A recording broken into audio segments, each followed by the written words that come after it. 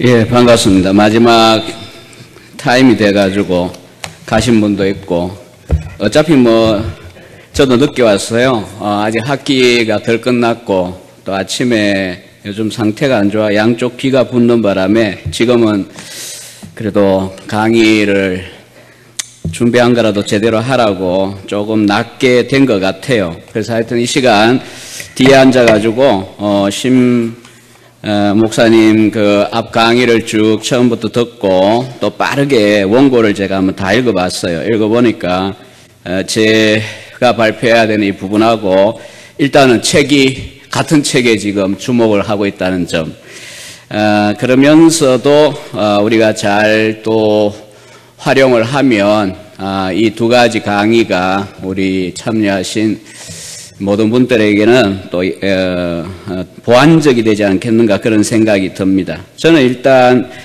이 주제를 생각할 때 올해 내내 그 전도 생각했지만 올해 내내 생각한 것은 에드워즈의 이 신앙 감정론 Religious Affections 속에 결국 그 핵심 주제는 참된 신앙, 에드워즈는 religion이라는 용어를 썼지만 사실 19세기까지는 신앙과 종교 똑같게 우리가 생각하기 때문에 상호 호환해서 번역할 수가 있습니다. 그래서 아무튼 True Faith가 무엇이냐라고 하는 것이 중요한 관심사입니다. 그래서 제목을 열매로 드러나는 참된 신앙이라고 하는 그런 제목으로 잡아보았고요.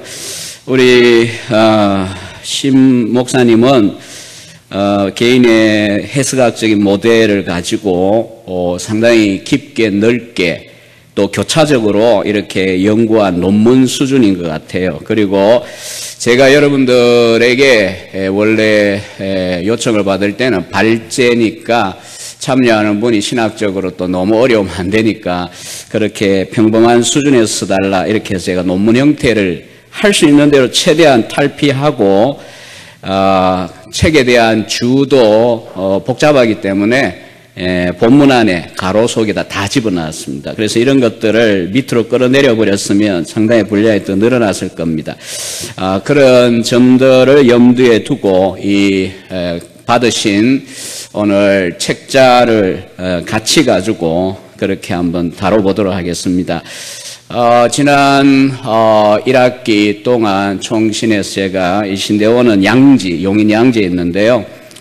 두 클래스의 이 신앙감정론 강좌를 열어서 끝까지 다 한번 소화를 했고요. 그 다음에 또 우리 대학과 대학원은 사당동에 있습니다. 그래서 대학원의 석박사과정 학생들은 이제 자발적인 연구와 발표 그리고 코멘트를 구성되는데 역시 신앙감정론 연구라고 하는 과목을 한 학기 동안 소화를 한 적이 있습니다. 그리고 신앙과 정서라고 하는 책이 원래 먼저 나왔습니다. 그 Ben of Truth에서 나온 본문만 있는 편집자 서문이 없는 그 옛날 판본의 번역인데 서문광 목사님이 90년대에 일찍은 시기에 그렇게 귀한 또 번역의 수고를 해주셨고요. 2010년인가 아마 개정판을 양장본으로 내실 때 출판사에서 일종의 비밀 임무를 맡기셨어요.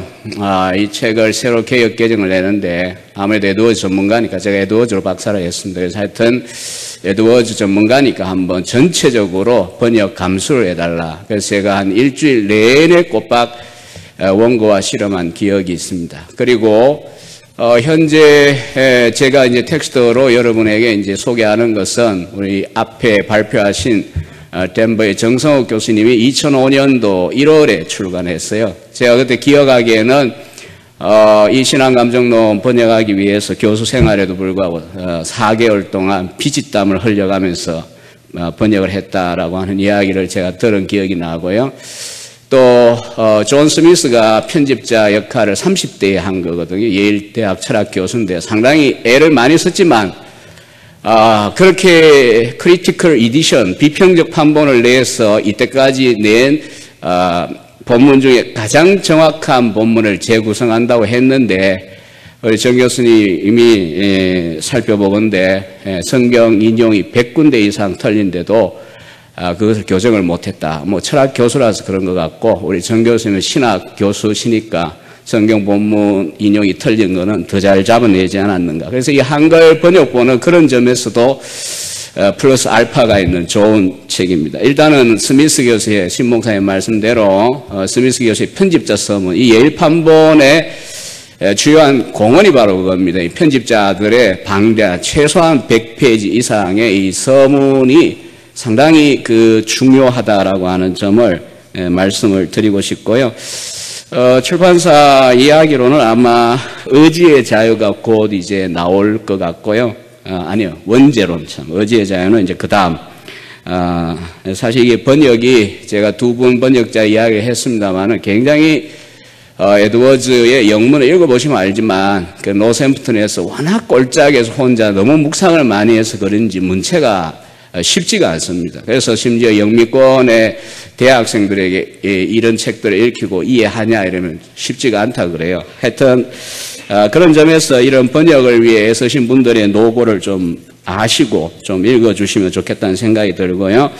그 다음에 마르스던인데 우리는 왜 마즈던이라고 하는지 저는 모르겠습니다. 하여튼 마즈던의 에드워즈 평전 두꺼운 책 2003년에 영어로 나와서 요거 하고 그 다음에 이제 2012년에 나왔는데 이제 올해 아마 하반기에는 나올 겁니다. 마즈던보다 훨씬 방대한 맥드모트와 맥클리먼더의 조나단 에드워즈의 신학이라는 책이 있습니다. 2012년에 나왔으니까 예일 판본 완성된 토대 위에 또 이미 산더미 같이 쌓인 에드워즈 2차 문헌들 위에서 이 두 학자가 거의 한 60 가까이 된 학자들로 제가 기억하는데 에드워즈 신학을 최초로 시스템을 정리를 했어요. 물론 그 앞에 걸스터너가 있지만 걸스터너의 상황하고 지금 이 두 사람이 작업할 수 있는 상황은 좀 다릅니다. 아무튼 이 책이 또 역시 저도 한 보름 정도 제가 번역 감수 작업을 했고 넘겼는데 아마 가을에 한 900페이지 정도로 돼서 나올 겁니다. 제가 이 두 가지 책을 이야기하는 거는 이 마즈던의 전기하고 맥클리먼드와 맥더모트의 조나 에드워즈 신학 혹은 뭐 출판사는 조나 에드워즈 신학의 모든 것이라고 이제 이름을 붙이려고 하는 것 같아요. 이 두 권을 에드워즈에 관심이 있고 정리를 좀 하고 싶으면 잘 읽으시면 좋겠다 생각이 들고요. 앞에 발제에서도 좀 비평적으로 다루셨지만 저는 개인적으로 그 두 사람의 에드워즈 해석을 무조건 따라야 하는 그런 이야기는 전혀 아닙니다. 혹은 그 책이 아무리 두꺼워도 그 책을 잘 읽는다고 에드워즈를 전부 아냐 그것도 아닙니다. 그러나 최소한 어느 정도 믿을 만한 에드워즈 신학의 전체 사상의 전체 소개이기 때문에 입문일 수도 있고 정리일 수도 있고 또 그것을 도약판으로 삼아서 뭐 저 같은 학자 같으면은 감수하면서 많은 걸 배웠는데 이제 도약판을 삼아서 뭐 세부적으로 들어가든지 또 보다 더 포괄적인 서술을 하든지 그렇게 할 수 있는 좋은 길잡이가 될 것 같습니다. 우리 한국교회는 현재 이제 본문으로 들어가겠습니다. 151페이지. 한국교회는 절체절명의 위기 가운데 있다라고 하는 우려의 목소리, 뭐 흔한 이야기가 되어 있습니다. 최근에 최아무개 목사님이 쓴 2020, 2040 이런 책들 속에서도 미래는 대단히 암울한 그런 상황 속에 있습니다. 중요한 거는 분석이 아니고 분석에 대한 대안일 텐데 그 대안이 여러 가지로 이야기를 할 수 있을 겁니다. 저는 오늘 이 주제와 관련해서 일단은 올 상반기 동안 내내 고민했던 것은 바로 도대체 우리 한국교회, 특별히 우리 보수적인 장로교회 안에 참된 신앙관이 제대로 전달이 된 적이 있는가? 지금 모든 문제점들의 결국 원인은 지정의 어느 하나의 기능으로 환원시키지 아니하고 전인적인 홀리스틱한 전인적 신앙관의 부재에 있지 않느냐 그런 뼈아픈 자각을 하게 됩니다. 저 스스로도 마찬가지로 교회 안에서 모태 출석교회를 자라가 한 50여 년 교회를 떠난 적 없이 살았고 일찍이 목사가 되고 신학 교수가 되었지만 정말 바른 신앙관을 제대로 훈련받지 못했다라고 하는 생각을 어느 날 깨닫게 되었습니다. 그러나 에드워즈라고 하는 사람을 특히 신앙감정론 그의 3대 대작 가운데 하나 이 책을 2005년에 번역되었을 때부터 시작해서 아마 짧은 시간 안에 거의 한 10번을 제가 마르고 닳도록 읽었던 기억이 있고요. 오죽하면 목회할 때는 교인들에게 1년 내내 수요기도 이후에 자원하는 100여 명 모아놓고 1년 동안 에드워즈 신앙 감정론 강의를 한 적도 있습니다. 그만큼 했던 걸 객기를 부린 게 아니고 정말 참된 신앙이 뭐냐, 참된 은혜의 표지가 무엇이냐, 성령의 구원하시는 역사가 도대체 어떻게 분별할 수 있느냐, 이런 문제에 대해서 에드워즈만큼 이 신앙 감정론만큼 잘 보여주는 책이 없기 때문입니다. 그래서 우리 그런 이야기, 이안 머리에 에드워즈 정기에 보면 나오죠. 19세기에 미국의 어떤 마을에 목사가 부임해서 이야기를 하는데 못 배우고 어렵던 그런 농촌 마을의 옛날이죠. 아주 견고한 그런 신학자 수준의 그런 사람이 성도가 있어서 이해를 잘 못하게 물었습니다. 당신은 도대체 어떻게 이렇게 견고한 신학자도 아닌 평신도가 이렇게 견고하냐. 그분의 대답이 저는 딴 건 모르겠는데 에드워즈의 신앙 감정론을 6번 아주 정독을 했다. 그런 이야기가 머리에 책에 보면 나옵니다. 그래서 제가 열받아가 10번을 읽었는데 글쎄요. 지금도 아직 마스터가 되지 않아요. 이 신앙 감정론은. 그래서 하여튼 기회 있을 때마다 제가 들여다보고 있고 그런 점에서 제가 예일 원서도 열심히 읽고 1988년 원전도 제가 구하기도 했지만 우리 정성욱 교수님의 번역판이 너무나 감사하다는 생각이 듭니다. 논의는 3가지 부로 되어 있으니까 3가지로 제가 간략하게 나누어서 우리 신 목사님은 상당히 신학적이고 넓고 깊게 다뤘다면 저는 로 머티리얼입니다. 아주 거친 재료들, 책에 있는 내용 그 자체를 요약하면서 참된 신앙의 본질이 뭐냐 이렇게 자연스럽게 흘러가서 결론을 이것이다 끝내는 게 제 발제의 방식이니까 조금 덜 머리가 아플 겁니다. 자, 152에 가면 참된 신앙의 본질은 대체로 거룩한 감정에 있다라고 하는 요 표지가 일부에 나오는 신앙 감정의 본질과 신앙에 있어서 감정이 얼마나 중요하냐라고 하는 첫 번째 부에서 결론적으로 도출해내는 명제입니다. 한 가지 아셔야 될 것은 신앙 감정론은 원래 1742에서 43년 사이 연속 시리즈 강해로 노세프튼 회중들에게 전달되었던 겁니다. 그리고 이제 한 3, 4년 동안 에드워즈가 논문의 형태에 가깝도록 애를 써서 고쳤고요. 그리고 에드워즈의 저술들이 다 출간을 못해서 예일도 결국은 볼륨 26까지 하고 나머지는 디지털로 올렸어요. 그래서 총 73권 분량입니다. 그런데 이제 에드워즈의 어떤 저술들보다도 아주 신학적이고 또 그리고 그 형태, 이 각주를 달고 이런 것이 우리가 칼빈 기독교 강요를 보시면 알지만 별로 근대인들에게 아직 익숙하지 않습니다. 그래서 에드워즈는 이 책만 유독히 100수십 개에 달하는 주를 달고 있습니다. 그거는 이제 그만큼 이 책이 어쩌면 1736년부터 시작해서 49년 사이에 썼던 수많은 그 부흥에 대한 혹은 부흥의 변호자로서 쓴 그 책들에 있어서 가장 진수가 되는 책이기 때문에 에드워즈가 심혈을 기울였다고 우리가 볼 수가 있겠습니다. 그래서 원래는 설교였습니다. 그러다 보니까 이 1장 일부를 읽어보면 설교였다는 것을 조금 전문가들은 금방 알아냅니다. 본문 설명을 하고 있고요. 베드로전서 1장 8절. 그 다음에 이제 설명 끝에 이 설교의 핵심은 이것이다. 그래서 이 명제라는 용어로 보통 이 에드워즈는 사용하는데 참된 신앙은 대체로 거룩한 감정 안에 있다라고 하는 이 명제를 도출합니다. 그리고 에드워즈가 쓰는 이 affection이라고 하는 용어는 feeling과 다르고 일시적으로 지나가는 격정인 패션과도 다릅니다.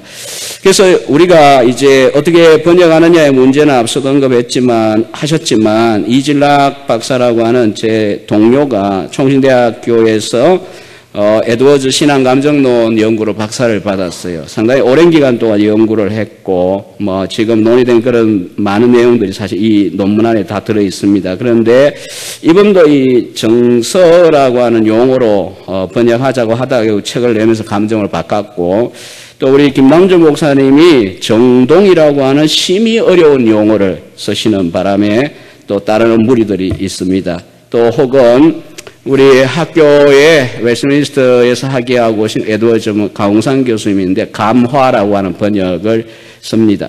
그러나 저는 일반화된 게 감정이기 때문이기도 하고 또 이 affection은 라틴 affectus에서 온 단어입니다. 그래서 칼빈이나 아우구스티누스의 저서를 읽으면 우리가 흔히 지성, 인텔렉투스, 감정하면 affectus로 그냥 그렇게 씁니다. 그러니까 구태여 다른 용어를 써야 되겠다에 대해 저는 설득이 별로 안 되었기 때문에 이 번역본에 따라 그냥 감정이라는 용어를 썼고요. 그 다음에 감정의 정의는 책 148페이지에 보면은 한 인간의 영혼을 구성하고 있는 의지와 성향이 지닌 더 활기차고 감각할 수 있는 활동이라고 정의를 내렸습니다. 일단 이 신앙감정론은 부흥의 변호서입니다. 한편에는 열광주의가 있고 한편에는 반부흥론, 찰스 촌시의 반부흥론, 한쪽에 데이븐 포터와 같은 열광주의 내지 광신주의가 있는데 결국 촌시의 그 차가운 합리주의적 신앙관의 에드워즈와 차이는 인간관에 있습니다. 인간의 영혼의 기능을 어떻게 이해하느냐의 문제인데 에드워즈는 지성과 또 한쪽은 감정 이렇게 나누어서 이해를 했습니다. 그래서 그 부분들은 익숙한 내용들이니까 쭉 이렇게 보시기를 바라고요. 어쨌든 에드워즈는 감정, 그 다음에 의지 3분설, 소위 faculty psychology라고 하는 기능심리학적인 3분설을 말하지 아니하고 두 가지로 이야기한다는 것. 그거는 이제 칼빈의 기독교 강요에도 나오는 분류 방식이라고 할 수가 있겠습니다. 그리고 감정과 의지를 같은 사이드에 두고 그 관계를 설명을 하고 있습니다. 154에 보면 제가 요약했고요. 그 다음에 이 에드워즈에게 있어서 결국은 지정의라고 할 때에 결국 신앙은 칸트가 말하는 의지 혹은 도덕이나 혹은 슈라이마가 이야기하는 감정 혹은 헤겔이 말한 지성에만 있는 환원주의가 아니고 전인에게 전인적이다라고 하는 게 바로 에드워즈 신앙관의 특징이고 기여라고 볼 수가 있겠는데요. 결국 이 책을 쭉 읽다 보면 참된 신앙의 본질은 감정에 있다. 대체로 이렇게 해놓고 거룩한 감정에 있다 해놓고 그 거룩한 감정의 근원을 따지고 또 이렇게 하다 보니까 지성의 빛의 빛인 만큼 감정 또 그 다음에 결국은 그와 같은 감정의 변화는 심령 깊은 바닥을 변화시키기 때문에 원리가 달라지기 때문에 결론적으로는 열매를 맺는 쪽으로 갈 수밖에 없다.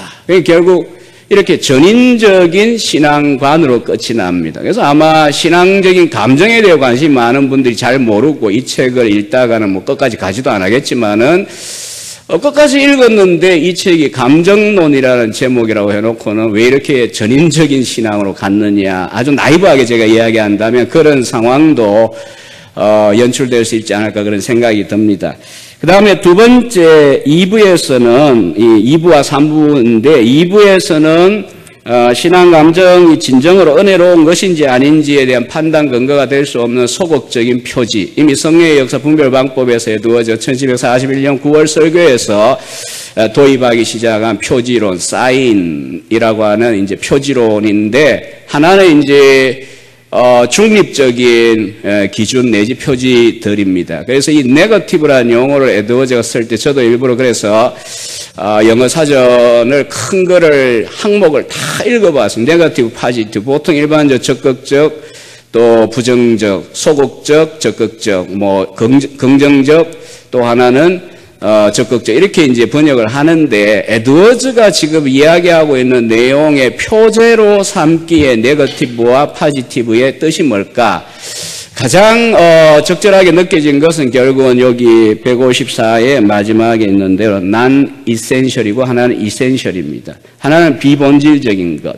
즉 이런 일들이 일어난다고 하더라도 진정한 성령의 역사 또 혹은 참된 은혜의 체험 또 혹은 참된 믿음의 표지가 될 수도 있지만, 그러니까 나타날 수 있지만 그런 표지 내용들이, 그러나 반드시 이것을 가지고 절대적으로 이것은 성령의 역사다. 특히 이제 성령의 역사다 할 때는 구원하시는 역사죠.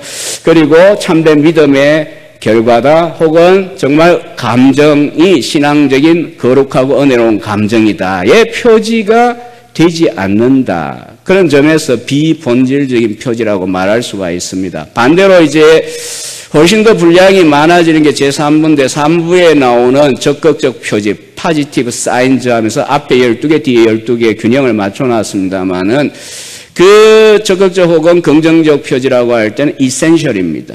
성령의 역사로 말미암아 이러한 분명한 일들이 일어났을 때 성령의 역사다라고 하는 안전하게 인정할 수 있는, 분별할 수 있는 이센셜한 표지들이라고 하는 것입니다. 그래서 제가 이 에드워즈의 신앙감정은 이 2부는 정말 일 수도 있고 아닐 수도 있는 거니까 사실은 덜 중요한 겁니다. 그럼에도 불구하고 오늘 우리 조국교회 가운데는 이런 내용들조차 부족하고 또 이런 내용들이 나타나기만 해도 대부분의 아마 목회자들과 교역자들이나 성도들은 은혜를 받았다라고 착각을 한다는 것. 그런 점에서 이 2부도 우리가 주의 깊게 에드워즈의 말을 읽어볼 필요가 있고요. 또 에드워즈가 그 말을, 그 주장을 어떤 근거에 의해서 입증해 나가는가. 가끔은 고개가 갸우뚱할 수도 있습니다. 에드워즈가 다 옳은 건 물론 아니니까.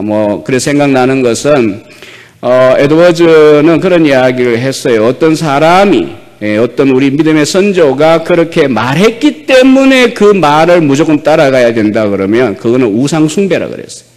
그래서 에드워즈는 의지의 자유 서문에서도 그러지만 이러이러한 점에서 내가 다른 말이 없이 칼빈주의라고 하는 말을 나에게 붙인다면 오케이, 좋다. 그러나 에드워즈 자신은 칼빈주의자란 말을 좋아하지 않았습니다. 물론 데이비드 브레너드를 평가할 때 캘빈이언 시스템이라는 표현을 쓰긴 하지만 좌우지간 제 요점은 누가 뭐라고 말했는데 어거스틴이 말하고 칼빈이 말하고 에드워즈가 말했기에 나 같은 게 따라가야지 이런 거면 우상숭배라는 거예요. 그렇게 해서는 안 되고 에드워즈가 이야기하는 건, 주장하는 건 표지가 절대적인 규범이 딱 한 가지입니다. 성경이 무엇이라고 이야기하느냐. 그래서 에드워즈의 저술들을 읽으면 참된 믿음의 본질이나 마인드 이런 정도를 빼고는, 또 혹은 앞서 조현진 교수님 언급한 미설러니즈, 신앙 묵상록 이런 것들 중에 일부를 빼고는 얼마나 에드워즈가 철저하게 성경 그 자체와 실험을 하고 있는가. 물론 킹 제임스 버전 이런 건 아닙니다. 헬라 히브리어 원문을 충분히 잘 읽는 그런 분이었어요. 하여튼 기준은 솔라 스크립투라였고, 또 우리 개혁파적인 것은 토타 스크립투라예요. 오직 성경으로. 그래놓고는 골라서 베스킨 라빈스타인도 골라먹는 재미로 성경을 골라먹는 사람들이 있어요. 근데 그게 아니고 모든 성경 전부를 다 받아들여서 절대적 기준으로 삼는 것이 에드워즈의 철저한 종교개혁적인 자세입니다. 그런 점에서 이 2부에서 이야기하는 이 12가지의 비본질적인 표지론이 과연 어떻게 증명이 되는가를 보실 필요가 있고, 저는 목회자로서 혹은 신학자로 양심적으로 말할 수 있는 것은 정말 우리 한국 교회 가운데 현상적으로 나타나는 그 많은 것들이 대체로 다는 아니지만 적지 않은 부분은 제가 전체를 볼 수 없으니까 적지 않은 부분은 제가 경험하건대 이런 non-essential한 그런 것들로서 되었다라고 착각하는 그런 경우들이 많지 않냐, 그런 생각을 하게 됩니다. 첫 번째는 신앙 감정 자체가 매우 크게 발휘되거나 아주 높이 고양되었다라고 하는 자체를 두고 항상 이제 양면성을, 양전선을 에드워즈는 바라보고 있어요. 이렇게 나타나면 그 사람이 점잖지 못하게 무슨 그렇게 감정이 격앙되어 그냥 반부파 입장이죠. 그러나 거기에 대해서 에드워즈는 너무 쉽게 감정이 격앙되거나 또 발휘될 때에 정죄하지 말라. 특히 베드로전서 1장 8절 그 본문만 해도 얼마나 감정이 고조되어서 믿고 말할 수 없는 영광스러운 즐거움을 이야기하지 않느냐 이겁니다. 그러면서도 또 이제 다른 쪽을 향해, 즉 열광주의를 향해서죠. 감정이 격앙되었다고 하더라도 성경에 의한다면, 확실하고 무한 기준인 성경에 의한다면 영적이지 않는, 구원에 이르게 하지 않는 그런 신앙 감정들도 얼마든지 있지 않느냐라고 하는 점을 지적을 합니다. 그럼 두 번째는 몸에 큰 영향을 미치느냐라고 하는 것. 에드워즈의 인간관에 의하면 인간관이 굉장히 촌시와 에드워즈를 대조할 때 중요하고요. 어떤 학자는 최근에 제가 읽은 책에서 그런 이야기 했습니다. 에드워즈는 촌시가 그렇게 사사건건 물고 늘어지지 않았다면 아마 신앙감정론을 쓰지는 않았을 거다 할 정도로 이 촌시, 반부흥파의 영향이 큽니다. 하여튼 그쪽의 인간관과 에드워즈의 인간관은 차이가 있습니다. 에드워즈는 몸과 영혼의 연합체인 것이 인간이기 때문에 영적으로 격앙되면 당연히 몸에 영향을 미칠 수밖에 없다라고 하는 거예요. 그러나 그렇게 이야기한다고 해서 토론토 블레싱과 같이 괴상한 웃음소리, 개소리, 짐승소리 내고 나자빠지고 이런 식의 현상들이 나타나면 무조건 영적이다고 말할 수 있느냐? 그건 아니다라고 하는 것입니다. 그 다음 세 번째로는 신앙 감정을 가진 자들이 신앙적인 일들을 매우 유창하고 열정적으로 풍부하게 말을 할 때 입 다물고 있던 사람이 갑자기 입이 열려가 많은 신앙적인 이야기들을 말을 막 할 때에 혹자는 위선자라 볼 수 있고 혹자는 성령의 역사다라고 볼 수가 있는데 양쪽 다 가능하다는 겁니다. 중요한 거는 결국은 개개의 사례 가운데 그런 현상들이 나타났다가 부정과 긍정을 절대적 12개 표현 다 그래요. 안전하게 말할 수 없다는 거죠. 더 중요한 본질적인 표지를 가지고 검증을 한 끝에 이분은 정말 은혜를 받은 것이고 참된 믿음으로 저렇게 현상이 나타났다라고 이야기한다면 그런 현상들이 나타났다고 했을 때 문제될 것이 없다라고 하는 입장입니다. 그리고 에드워즈는 주의를 합니다. 이 말을 많이 한다라고 하는 거. 그래서 사실 저는 에드워즈 책을 읽으면서 말에 대한 비판이 제일 기분이 안 좋아요. 왜냐하면 설교자나 신학 교수는 늘 말로 살아야 되는데. 아닌가요? 아니 앞에 서가지고 장풍을 날리겠어요? 아니면 뭘 보여주겠어요? 이 잘 가르치고 설교 잘하고 이렇게 해야 되는데 앞에 서면 우리가 로버트 머리 맥체인도 아니고 서면 그냥 다들 울어버리고 그게 아니잖아요. 그러니까 상당히 좀 기분은 안 좋은데 그러나 늘 참 우리를 향한 경고라고 생각하고 그렇게 읽습니다. 하여튼 에드워즈는 비판할 때에 입과 혀에 달린 믿음은 나무 잎이 무성한 것과 같다. 성경은 대체로 그렇게 이야기하기 때문에 그 자체만을 가지고 강하게 이야기하지 말라는 겁니다. 그래서 207페이지 인용해 보면 삶의 열매 없이 입으로만 열심히 믿는 그런 사람들. 아마 우리 한국교회를 향한 일반 교인들을 향해서도 흔히 조롱적으로 하는 말이 그럴 겁니다. 정말 예수쟁이들 말은 잘해. 입만 살았어. 물에 빠진다고 해도 아마 물고기들이 귀찮아가 다 뛰쳐나올 거야. 이런 조롱을 우리가 받잖아요. 그러니까 삶의 열매라고 하는 결국 강조점이 우리에게 드러나지 않는데 말만 유창해진다라고 하는 것, 지식만 많아진다라고 하는 것은 위험할 수 있습니다. 분명히 에드워즈가 말하는 성경의 기준에 의하면. 네 번째는 한마디로 얘기하면 자가 생산한 감정이 아니다는 겁니다. 그러니까 바깥에서부터 이렇게 내게 이런 것들이 영향을 미쳐가지고 이런 일이 일어나는데 어떻게 이것이 성령의 역사가 아니냐 이렇게 이야기하는데 간단히 줄이면 159페이지, 60페이지 이야기는 이겁니다. 에드워즈가 아주 우리에게 주는 중요한 하나의 아주 유익이라고 할 수 있는데요. 우리 영혼에 영향을 미치는 건 성령만 있지 않습니다. 악령도 있고요. 성령의 역사라고 하더라도 구원을 일으키시는 스페시픽한 역사도 있지만 또 커먼 일반적인 영향도 있어요. 특별히 신앙감정론을 읽다 보면 제일 많이 오징어처럼 씹히는 인물이 발람과 가룟 유다나 사울 같은 사람입니다. 그러니까 그런 사람들이 영적으로 보이는 어떤 체험을 하고 경험을 했다 하더라고요. 일반적인 성령의 역사. 그 다음에 또 한 가지 그런 체험에 있어서 영향을 줄 수 있는 변수가 있는데 그것은 사람의 기질과 체질에 따라 어떤 사람은 쉽게 감동을 받고 어떤 사람들은 심지어 상상력이 너무나 고양되어서 이상한 체험을 하고 천국을 갔다 왔다라고 말도 하게 된다는 겁니다.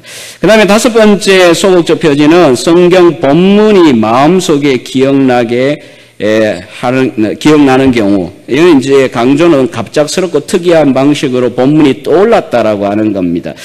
그러면서 마음에 기쁨이 왔다든지 감격이 왔다 이렇게 할 때 에드워즈는 거기에 대해서 아주 그냥 풍선에 그냥 바늘로 그냥 펑 떠뜨리듯이 그렇게 에드워즈는 탁 단호하게 이야기를 합니다. 왜냐하면은 말씀이 은혜를 끼치는 도구가 되는 방식은 우리가 잘 읽어보면 대체로 우리가 개혁주의적인 그런 입장이에요. 청교도적인 입장인데 그러나 이런 어떤 말씀이 떠오르고 한 말씀이 아니고 여러 말씀이 떠오른다고 하더라도 결국 그와 같은 것들이 에드워즈에게 있어서 볼 때는 안전한 기준이 되지 못한다라고 하는 겁니다. 왜냐하면 마귀가 예수님 앞에 와서 말씀을 끄집어내어서 어떻게 한번 시험을 해보겠다고 했던 그런 모습이도 오늘날 이만희를 비롯한 그 이단들이 성경을 다루는 그런 모습들을 볼 때에 성경 본문을 다룬다, 제시한다,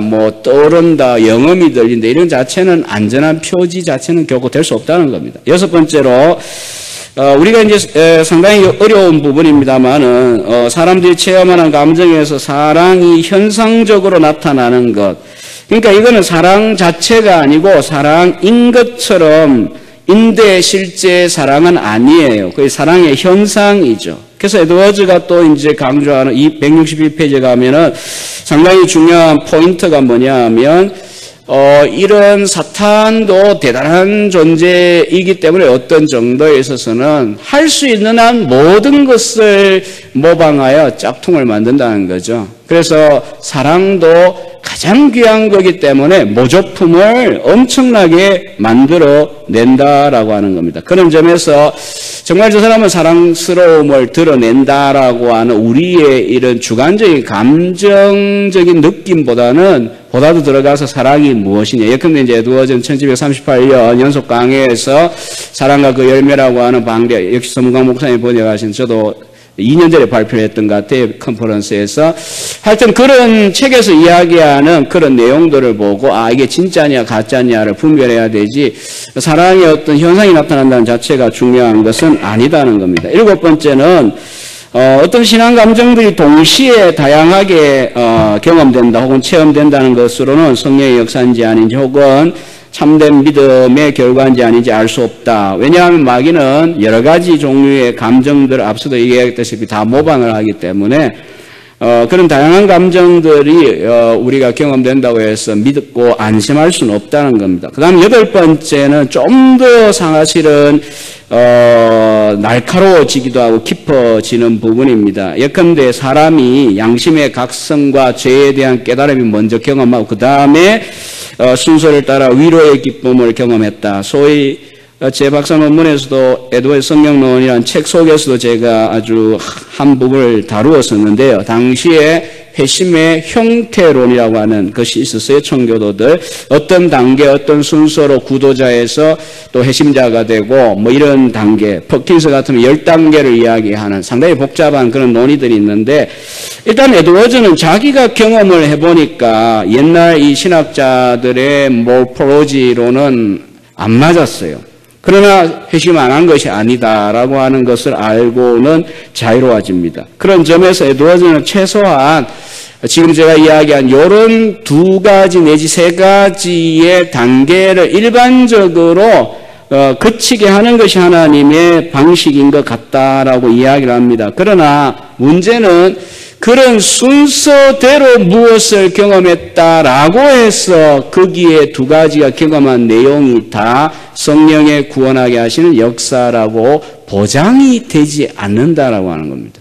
왜냐하면 각성이나 아픔이나 슬픔도 얼마든지 위조될 수 있는 가짜일 수도 있고 기쁨이라고 하는 것도 마찬가지입니다. 왜냐하면 앞서 신목사님 이야기한 대로 부흥 대각성의 시대가 끝나고 난 다음에 인 것 같았는데 나중에 보니까 열매 맺지 못하고 다 떨어져 버리는 잎과 같은 수많은 회심자라 했지만 비회심자들 사례를 통하여 에드워즈는 지금 단호하게 이야기합니다. 그래서 순서와 단계를 보고 판단할 문제가 아니라 열매 혹은 본질을 보고 판단을 해야 되고, 마귀는 얼마든지 본질은 모방할 수 없다 해도 단계, 순서는 모방할 수 있기 때문에 이것은 안전한 표지가 못 된다는 거죠. 그 다음 9번째는 종교적인 신앙적인 일들에 많은 시간을 헌신하게 한다는 것 자체가 역시 비본질적인 표지라고 하는 겁니다. 어떤 면에서는 성경적으로나 우리 개인적으로도 은혜를 받으면 당연히 종교적인 신앙적인 일들에 시간을 많이 들이고 돈도 드립니다. 그렇지만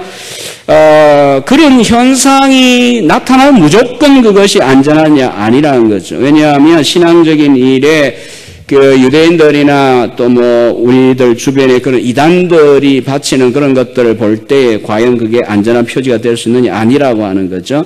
그 다음 10번째는 그런 내용들 중에 한 가지를 든 것이 바로 찬양입니다. 특별히 오늘날 우리 젊은 세대들이 찬양 집회를 너무 좋아합니다. 왜냐하면 지성과 의지 면보다는 감성을 터치하고 조각에서 이야기하는 토르소를 만들기 때문에 좀 덜 불편하죠. 그런 데 앉아있으면. 그러나 과연 찬양은 중요하지만 찬양에 우리가 열광해서 무엇인가 감정을 체험하는 그것만으로 안전한 신앙 내지 성령의 표지가 될 수 있느냐? 에드워즈는 아니라고 이야기합니다. 그 다음 11번째와 12번째는 확신의 문제인데 11번째는 자기 자신에 대해 확신하는 것입니다. 그러나 12번째는 남이 볼 때에 뭐 예컨대 훌륭한 신자다, 뭐 은혜 받았네요 이렇게 이야기를 한다. 그래서 저는 우리 사역 후보생들인 신대원 학생들과 늘 가끔 이야기하는 게 겁니다. 경고입니다.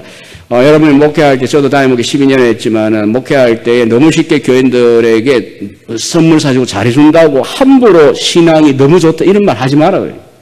그 다음에 뭐 장로가 돼야 되고 권사가 돼야 되고 그런 헛소리 좀 하지 말라고 제발.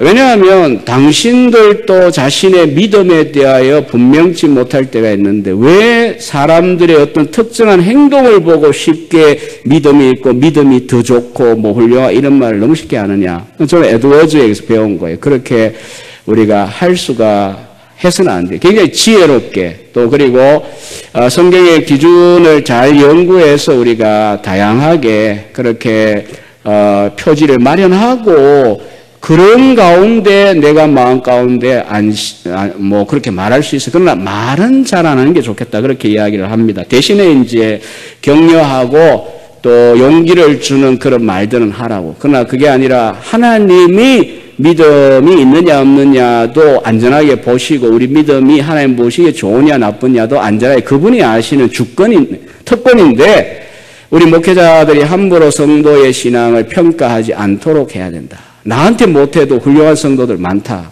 착각하지 마라. 그렇게 이야기를 제가 합니다. 그래서 11번째, 12번째는 이와 같은 사람들의 평가와 자기 평가 문제와 관련이 되어 있습니다. 시간이 오히려 이 두 가지 이야기하다 더 많이 지나가 버렸습니다만, 이제 마지막 3부는 170페이지부터 있습니다. 은혜로운 거룩한 감정을 구별해주는 표지 12가지입니다. 적극적 표지입니다. 이것은 이제 본질적인 표지라고 할 수가 있겠습니다. 분명히 성령의 특별한 은혜가 특별한입니다. 일반적인 아니고 성령의 특별한 은혜가 사람의 영혼 가운데 역사하면 나타나는 진정한 감정, 또 요걸 이제 다르게 이야기하면 참된 성도됨, 혹은 오늘 주제와 관련해서 본다면 참된 신앙, true faith의 표지론이라고 말할 수가 있겠습니다. 또 혹은 그 맥더모터 같은 경우에는 믿을 만한 참된 영성의 12가지 표지 이런 표현들도 썼고요. 뭐 또 최근에 다른 학자가 책을 쓴 걸 보니까 또 뭐 이것을 또 다른 어떤 주제를 가지고 적용하는 걸 볼 수가 있습니다. 하여튼 성도다움 혹은 참된 믿음의 본질과 관련해서 보시면요. 첫 번째 표지는 성령의 내주에서부터 시작을 합니다. 성령의 내주에 의해서 나타나는 게 뭐냐 하면 신적이고 초자연적이고 영적인 영향력을 우리가 받게 됩니다. 그렇게 될 때에 이제 중생 내지 그것을 이제 회심이라고 이야기하기도 하고 부르심이라고 이야기하기도 합니다. 에드워즈나 웨슬리 신앙 고백서는 이 세 가지를 확실하게 분리를 안 합니다. 거의 비슷하게 보기도 하고 다른 각도에서 그냥 보면서 하여튼 그런데 중요한 건 어쨌든 간에 중생과 회심이 성령의 내주에 의하여 영향력을 받을 때라고 하는 거고요. 또 내주하시는 성령은 자기의 고유한 본성으로 다음 페이지인데 proper nature로 역사를 하고 영향을 미칩니다. 그래서 정말 답답해서 저도 그런 표현을 썼는데 저 자신을 봐도 그렇고 교인들을 바라볼 때도 그 사역할 때 그런 안타까움을 표현한 적이 있어요. 여러분 불을 가까이 하면 차가워지죠? 이러면 이제 뜨아해서 아니요 뜨거워지죠. 이렇게 대답을 하죠. 그 다음에 얼음 덩어리를 가까이 하면 뜨거워지죠? 우리 가슴이 아니요 차가워지죠. 근데 왜 우리 속에 성령이 계신데 우리는 성령의 본성에 참여를 못하고 있나요? 그래서 제가 2008년에 끝낸 존 에드워즈 성령론이라는 박사 논문의 핵심은 이겁니다. 결국은 성령은 우리 신자들 가운데 와서 역사하실 때에 자기의 고유한 본성을 커뮤니케이트, 전달하세요. 그러니까 불 가까이 있으면 뜨거워지고 얼음 덩어리 곁에 있으면 차가워지는 것처럼 당연히 성령이 우리 가운데 역사하시면 다른 은사나 재능이나 어떤 체험이나 이런 거 이전에 성령의 내주여야 중생한 자에게 내주하시는 그 성령은 우리에게 거룩을 전달한다라고 하는 겁니다. 그런 점에서 본성을 전달하지 아니하고 그 사람 자체를 바꾸지 아니하고 얼마든지 일반적인 성령의 영향력, 커먼 인플루언스들이 많이 있기 때문에 오히려 우리 한국교회도 그런 것들을 더 추구하고 있기 때문에 이 대목은 좀 우리가 잘 정리할 필요가 있다고 저는 생각을 하고요. 그리고 지금 제가 짧게 끝낼 수 있을 것 같은데 시간을 다 채우게 될 것 같습니다만은 이게 지금 이렇게 짧게 이야기할 수 있는 내용들이 아닙니다. 그저 맛보기만 하고 또 아는 분은 아는 분대로 열심히 더 연구하시고요. 혹시 관심이 있는 분들은 더 잘 한번 책을 읽어보시라고 저는 권하고 싶습니다. 두 번째로는 자기의 이익이 아니라 하나님의 영광을 위해 사랑하는 사람, 이것이 바로 성령의 역사이고 그리고 이것이 참된 믿음의 특징입니다. 드러내는 표지입니다. 자기 이익 때문이 아니라 하나님다우심을 또 혹은 하나님의 영광을 위해 사랑하는 자. 물론 자기 사랑 이게 이제 에드워즈의 중요한 핵심 주제 중에 하나이기도 합니다만 이 부분은 그냥 지나가고요. 세 번째 표지는 하나님을 사랑하되 어떤 이유 때문에 사랑하냐면 도덕적인 탁월성과 혹은 완전성 혹은 속성으로 바꿀 수 있어요. 단어를 본성적인 속성이 있는데 간단하게 이야기하면 173에 있는데 도덕적인 완전성은 하나님의 거룩하심에 속하는 의, 진실, 신실, 선 이런 것들입니다. 이것 때문에 하나님을 사랑하고 하나님의 일들 혹은 사역 혹은 복음을 사랑하느냐 아니면 하나님의 본성적인 위대하심 이런 속성들 때문이냐. 한마디로 저는 그렇게 정리를 하곤 합니다. 하나님에 대한 사랑인데 하나님의 본성적인 그런 속성들, 하나님의 능력, 하나님의 지식, 지혜 이런 것들 때문이냐 아니면 하나님의 그 도덕적인 속성들 때문이냐. 결국 하나님의 거룩하심 때문에 사랑하냐, 하나님의 위대하시니까 내가 그저 나를 도와줄 수 있는 분으로 의지하느냐 이 문제. 그러나 결국은 신자는 두 가지를 다 사랑을 합니다. 그러나 우선순위의 문제로 볼 때 도덕적인 완전성이 먼저라는 겁니다. 네 번째는 참된 신앙적인 감정은 영적인 이해에 근거하여 생겨나야 된다는 겁니다. 그래서 노이 존스도 많이 인용했던 것 중에 하나죠. 빛과 열을 함께 한다라고 하는 것. 그래서 이 영적인 이해라고 하는 것과 개념적 지식인 합리적 지식하고 초원시가 강조한 그거하고 차이점들을 우리가 잘 볼 필요가 있습니다. 성령은 우리 가운데 마음의 새로운 감각, 내적 감각, 로크와 연관을 많이 시킵니다만 페리 밀러는 아무튼 그런 새로운 감각을 가지게 되기 때문에 영적으로 그냥 본다 이런 표현을 많이 쓰거든요. 다시 말하면 그건 합리적인 지성적 이해가 아닙니다. 실제로 영적으로 그리스도를 보고 하나님을 보고 앞서 그 소개했던 1737년 그 들녘에서 통곡하며 애두어져 고백했던 자서전적인 내용은 바로 그런 이야기입니다. 그냥 안 보이는데 손에 잡히지 않는데 믿는다. 이거는 그냥 우리가 현상적인 이야기 하는 거고요. 그러나 그렇게 보이지 않아도 영적으로 더 우리가 감각적인 봄이 아니라 영적인 spiritual seeing을 통하여 그것을 가능하게 하는 건 우리 마음의 감각이 주어지기 때문에 그렇다고. 그래서 이것을 보고 이제 귀가 열리는 거나 눈이 열리는 것에 애두어지는 비유를 많이 하고 있습니다. 그리고 175에 인용한 도덕적 탁월성과 아름다움을 맛보고 알 수 있게 된다. 마음의 감각이 있기 때문에 가능하다는 거죠. 그리고 거룩이 얼마나 아름다우냐. 거룩이 얼마나 또 다르게 보면 달콤하냐. 거기에 이제 푹 빠지는 거죠. 그래서 제가 이제 이런 특징을 달리 설명할 길이 없어서 사랑은 논정될 수 있지만 사랑에 빠져보면 논정이 필요 없는 그런 이제 비유를 저는 들곤 합니다. 다섯 번째는 신앙의 확신을 이야기합니다. 신적인 일들에 대한 실제성과 확실성을 합리적이고도 영적으로 확신한다는 겁니다. 다시 말해서 영적이기 때문에 직관적 요소를 분명히 가졌어요. 그래서 이제 여기에도 차이가 있긴 한데 학자들 간에 직관적이기 때문에 사실은 믿음의 확신은 믿음의 본질에 가깝지 않느냐. 에드워즈를 볼 때에는 왜냐하면 이제 믿음의 본질로 보지 않는 열매로 보는 입장이 우리 총신 같으면 이제 전통적인 입장이었어요. 그러나 에드워즈의 경우에는 상당히 그 직관적인 체험, 영적 체험의 차원에서 다루기 때문에 믿음을 마음의 감각으로 다루기 때문에 지금 이야기한 대로 실제성과 확실성에 대한 합리적인 면도 있지만 영적으로 확신하게 하는 것. 이것이 이제 참된 믿음의 본질 중에 하나라고 볼 수가 있습니다. 그래서 결과적으로는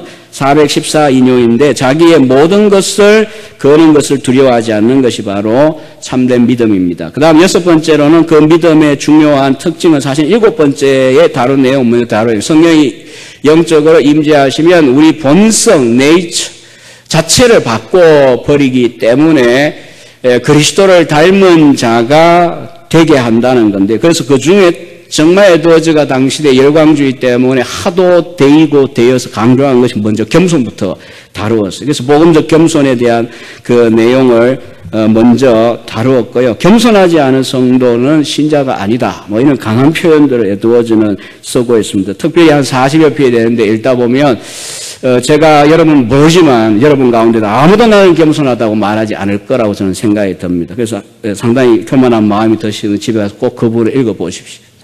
저도 손 들었습니다. 에드워즈가 이야기한 논리대로 쭉 따라가다 보면 정말 겸손하지 않구나. 교만하구나. 자기의 성취가 뭐든 간에 의지하는 것, 교만이에요.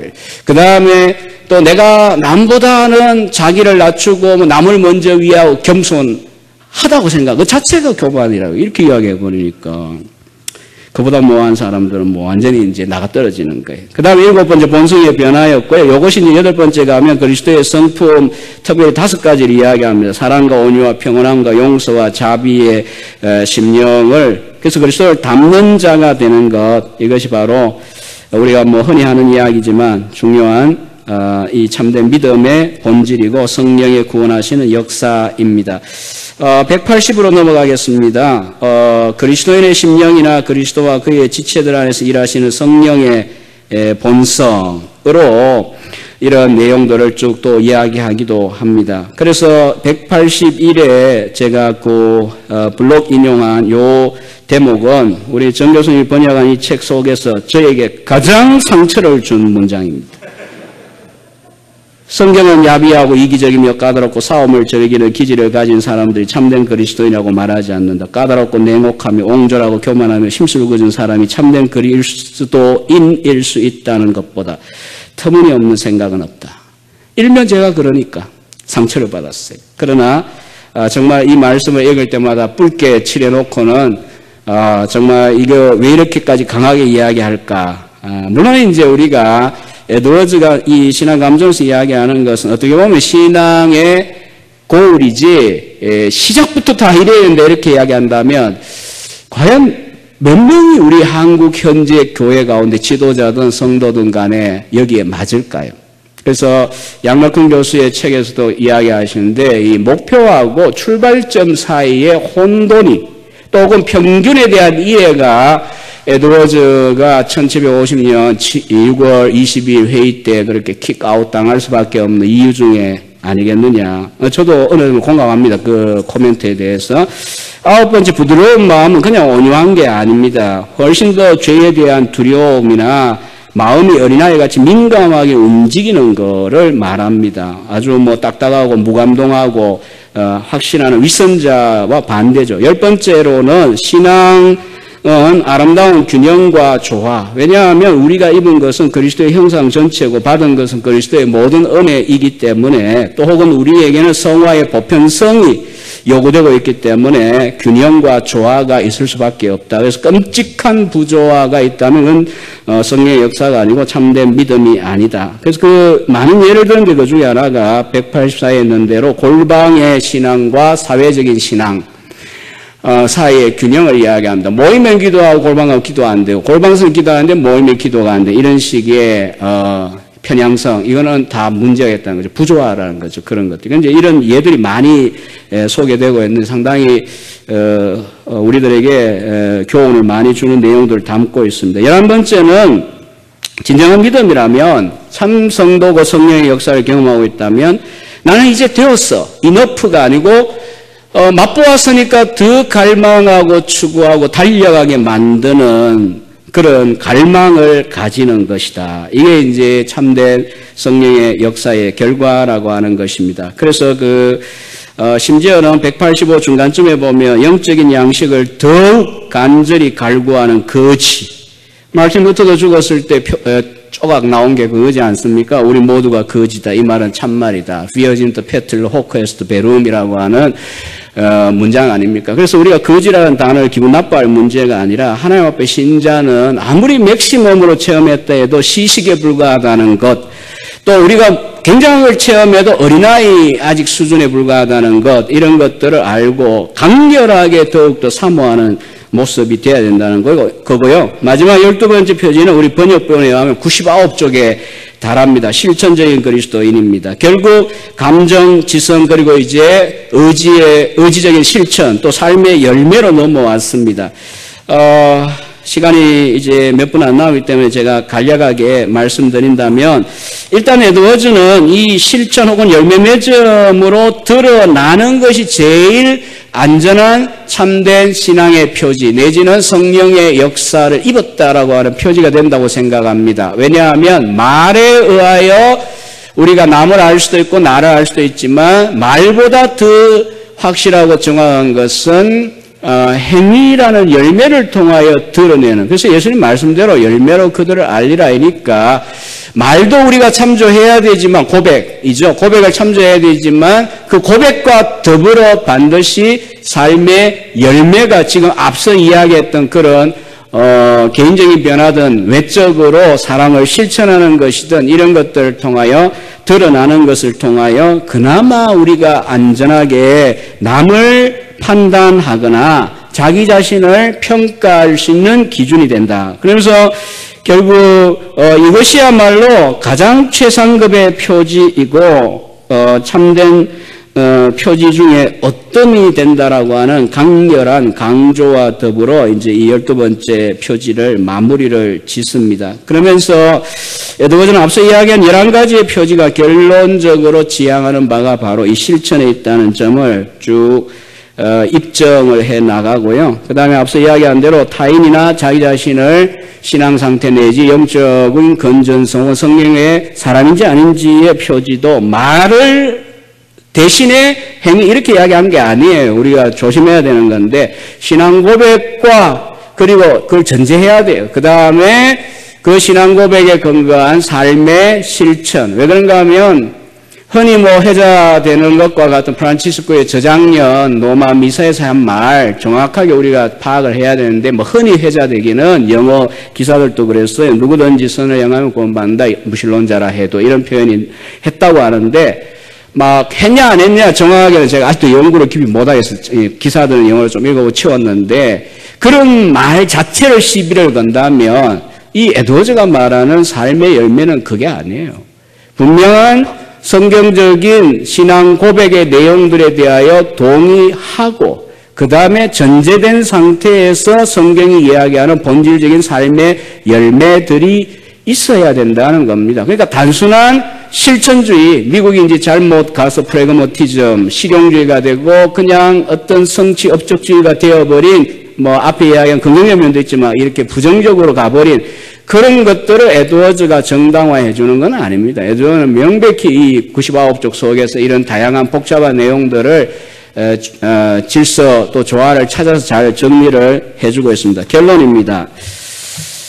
191에 가면은 에드워즈의 신앙 감정론을 통해서 여러 가지를 우리가 얻을 수 있습니다. 우리 신 목사님이 가지신 관심과 저의 관심이 겹치면서 조금 달랐던 것을 아마 느끼셨을 거예요. 저는 참된 신앙의 본질이 뭐냐에 일단 초점을 맞추어 보았습니다. 특별히 우리 한국교회가 한편으로는 지적 정통주의, 그냥 뭐 공부하고 교리 뭐 이런 거에만 공부하면 다인 지성주의로 가고 있다면 또 한쪽은 실천제일주의로 가고 있고 또 한편에는 신사도 운동과 같은 극단적인 성령운동을 통하여서 이상한 영성으로 가고 있습니다. 이럴 때에 노이 존스의 말과 같이 에드워즈는 우리에게 적실한 사람이라고 저는 믿어 의심치 않습니다. 그리고 앞서 이야기했던 그 다양한 내용들을 제가 몇 줄로 쭉 192페이지에 요약을 했습니다. 우리가 정말 성령의 내주를 받으면 우리의 변화가 일어나는데 두 가지의 변화가 일어납니다. 내적인 감각이 생겨서 영적 인식의 원리로서 영적인 인식이 생기고 두 번째로는 성향의 변화가 오면 마음의 기울어짐이 달라지면 성화를 위한 하나님의 영광을 위한 삶이 시작이 됩니다. 그래서 이 두 가지가 없다면 말하자면 믿음이 시작도 안 된 것이다라고 볼 수 있는 것이 바로 에드워즈의 주요한 주장이라고 볼 수가 있습니다. 그리고 전개상 감정에서 시작을 해서 지성을 연결시켰고 마지막에는 실천으로까지 가서 결국 전인적인 신앙관으로 에드워즈가 끝을 맺고 있습니다. 다시 결론적으로 말씀드린다면 우리가 너무 환원주의에 오랫동안 우리 조국교회 130년 동안 빠져 있었지 않느냐. 일면 제가 생각할 때 그렇습니다. 그럼 다시 이제 우리가 사회적인 영향은 둘째 문제치더라도 일단 우리 안에서 우리가 스스로 일어서려고 한다면 회복을 위해서는 이런 전인적인 신앙관을 교역자들이나 성도들이 잘 이해하고 에드워즈를 도구로 삼아서 우리가 극복을 하고 전인적 신앙으로 나가야 되지 않겠느냐. 이것이 저의 주장이고요. 마지막에 그 양락흥, 이질락, 뭐 스톰즈, 마즈던, 백금상 등 이제 책 몇 권을 제가 소개했는데 이거는 그냥 주가 아니고요. 이거는 관심 있는 분들이 꼭 신앙감정론과 더불어 읽어보신다면 유익할 것이라고 저는 생각이 들어 추천하는 기본적인 책들입니다. 학문적인 책은 아니고 기본적인 책으로 제가 소개를 했습니다. 이상입니다. 감사합니다.